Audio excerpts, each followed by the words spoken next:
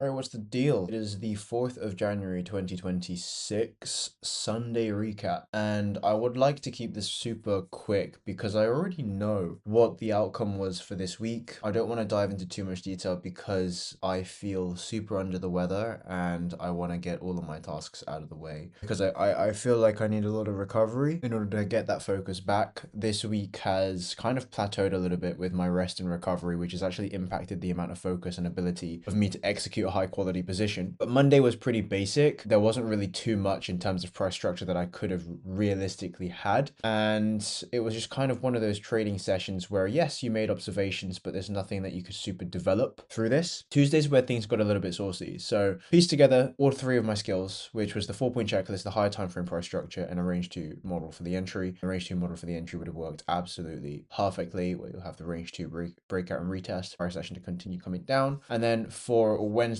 trade position, which was your New Year's Eve, price action actually did exactly what you expected it to in terms of the requirements, but I didn't get into it. This is now kind of the area where I started to notice, right, if your 4-point checklist is here and you're understanding you've got a retest, there could be potential for you just to take trades without having another specific requirement. Friday's trade is the one that remains the most fresh in my mind, which is looking at range 2 retests with my 4-point checklist. Now, going into this trade, we took this trade position and it turned out to be a break-even trade. We did the trade based off the range 2 retest, which made sense to me because I wanted to make sure price action is trading, giving me closures within this range that's actually indicating a resistance at this area respected at 348. The reason why I was waiting for this is pretty simple. You have a first closure on the 5, printing you bearish with no bottom wick, indicating no further range to the downside. The price action pushes you up. You're expecting a reaction point at this area. Otherwise, I could be very certain price action could just reject at that specific point to then push you back up, and that turns out to be a higher time frame fake out for price to continue pushing up. So for me, I needed that layer of verification to make sure I know exactly what price is doing, and that was the confirmation we needed.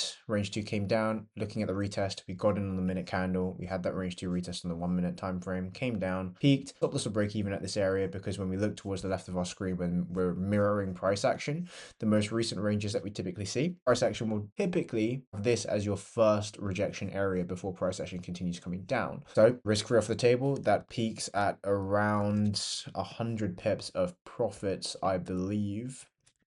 Yeah, about 120 pips of profit in the green before price action comes out to stop you at a break even. That was the 30-minute top wick to then push you down. So the development and observation that I wanted to make in this trade position was, if we have a 4-point checklist confirmation as well as the time frame alignment with price structure, the higher time frame price structure printing you bearish, could I not bring my stops to break even risk off the table and leave price action to just do its thing? So that means I'm willingly accepting, after profiting 100 pips of drawdown, I'm still not going break even, accepting the fact that price is going to come back into drawdown to then push you back down. This would have resulted in a 199 pip win. It's again something that I'm not looking to develop straight away. It's kind of just an observation at this time. The reason why I'm bringing it up is because these positions tend to always happen to me. It very rarely goes all the way up to your stop loss, and even if it does, it's like 1 in 10 trades.